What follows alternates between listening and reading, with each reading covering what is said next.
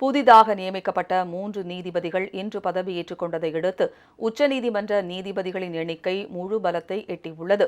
உச்சநீதிமன்ற தலைமை நீதிபதியாக பணியாற்றிய நீதிபதி சஞ்சீவ் கண்ணா, மூத்த நீதிபதிகளில் ஒருவரான அபய் எஸ் ஓகா ஆகியோர் கடந்த மாதம் ஓய்வு பெற்றனர். இதனால் உச்சநீதிமன்றத்தில் மொத்த நீதிபதிகளின் எண்ணிக்கை 31ஆக குறைந்தது. இந்நிலையில் உச்சநீதிமன்ற தலைமை நீதிபதி பி.ஆர். கவாய் தலைமையிலான உச்சநீதிமன்ற கொலீஜியம் கடந்த வாரம் கூடி 3 மாநில உயர்நீதிமன்றங்களில் இருந்து 2 தலைமை நீதிபதிகள் மற்றும் ஒரு மூத்த நீதிபதியை உச்சநீதிமன்றத்திற்கு நீதிபதிகளாக நியமிக்க நடுவண் அரசுக்கு பரிந்துரை செய்திருந்தது. அதன்படி கர்நாடக உயர்நீதிமன்ற தலைமை நீதிபதி என்.வி. அஞ்சாரியா, கவுஹாத்தி உயர்நீதிமன்ற தலைமை நீதிபதி விஜய் பிஷ்னோய் மற்றும் மும்பை உயர்நீதிமன்ற மூத்த நீதிபதி ஏ.எஸ். சந்தூர்கர் உள்ளிட்ட மூவரையும் உச்சநீதிமன்ற நீதிபதிகளாக நியமிக்க பரிந்துரை செய்யப்பட்டது.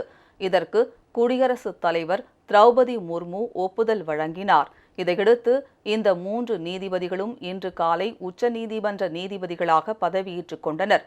அவர்களுக்கு தலைமை நீதிபதி பி.ஆர். கவாய் பதவியேற்பு உறுதிமொழி செய்து வைத்தார்.